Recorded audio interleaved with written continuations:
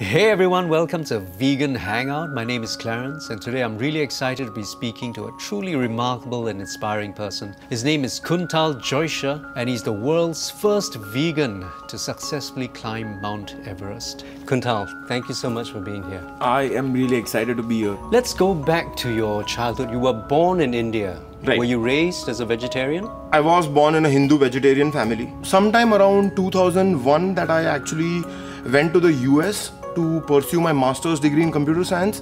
One of my roommates started, sending me all this literature about the dairy industry, about the egg industry, about the leather industry. I was like, why is he sending me all this? I'm already a vegetarian. I'm already so compassionate towards animals. Right. So I started reading up on all this literature and I quickly realized that there's really not much of a difference between eating a piece of beef or wearing a leather belt, or for that matter even drinking a glass of milk.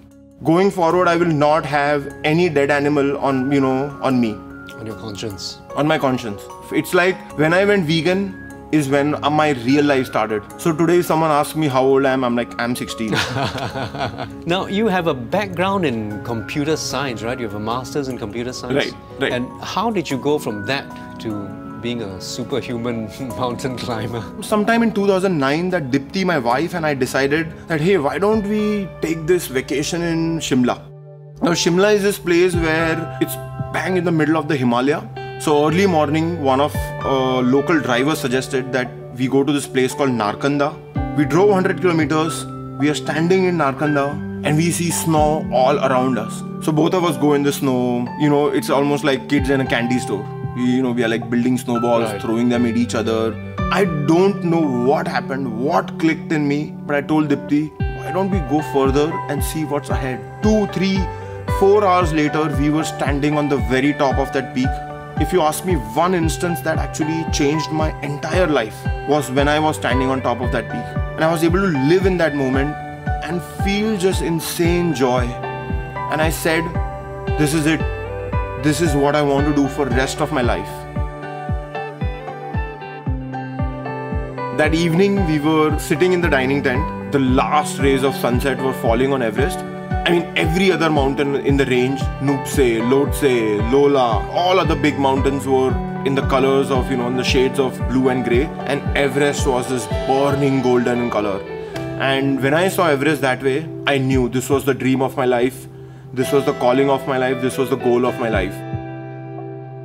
Hundreds of people have died trying to climb Mount Everest. On 2 previous attempts, you yourself came very close to death, right? Right. And I still remember 18th April 2014. I woke up at 7, made my way to dining tent, and there's our expedition leader glued to a radio, and he's like, possibly 17 Sherpas have died on the mountain. And I'm like, shit, what happened?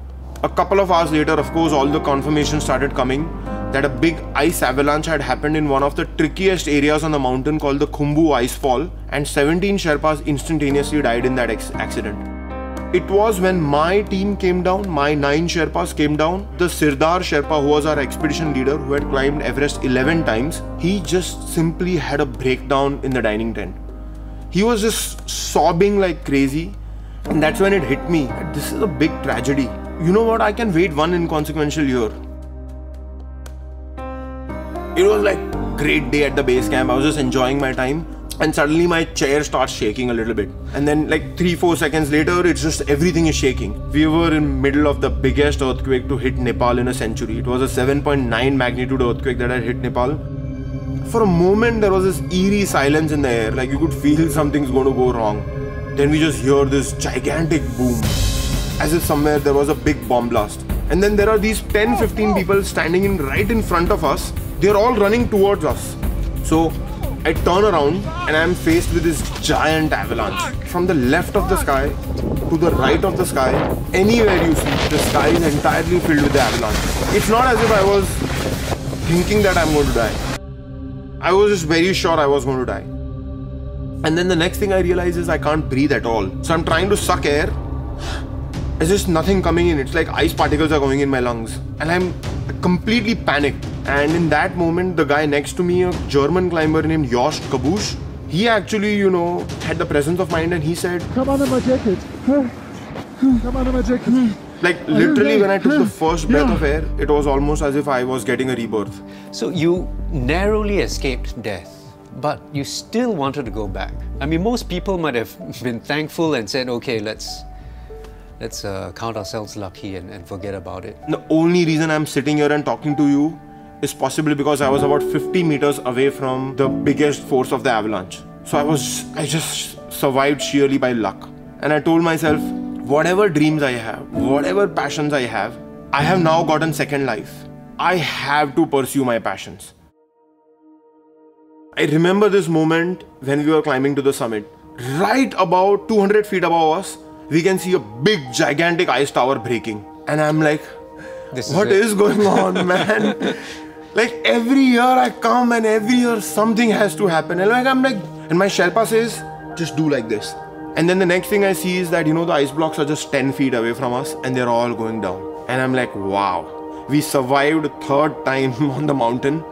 And then about 9:15 in the morning, Mingma is standing on the very top of Everest. And I am like 10 steps away from the very top of Everest. And a whole bunch of people asked me this question, what happened when I saw the summit of Everest for the first time?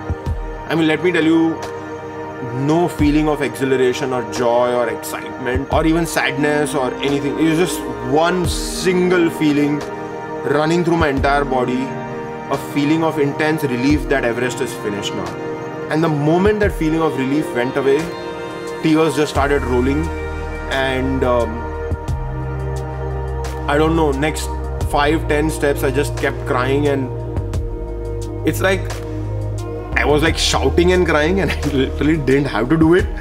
And then of course there's a big problem with crying on Everest. Your tears can actually instantly freeze, which means when your eyes are closed and your tears have frozen, your eyes will stick. Right. Which means you could be temporarily blind on the mountain. Like the very first photo I took on Everest was like keeping this vegan flag, taking a photo. And all my life I have heard this thing that vegans don't have the killer instinct. And I'm like, I am 36, I have never eaten my meat in my life, and here I am on top of the world, one of the hardest physical and mental endeavors on the planet. So don't talk to me about killer instinct. I have more killer instinct than any of you can imagine as a vegan. Look, all my protein, all my calcium, everything is taken care of. It's not as if vegan diet is a diet from Mars or something.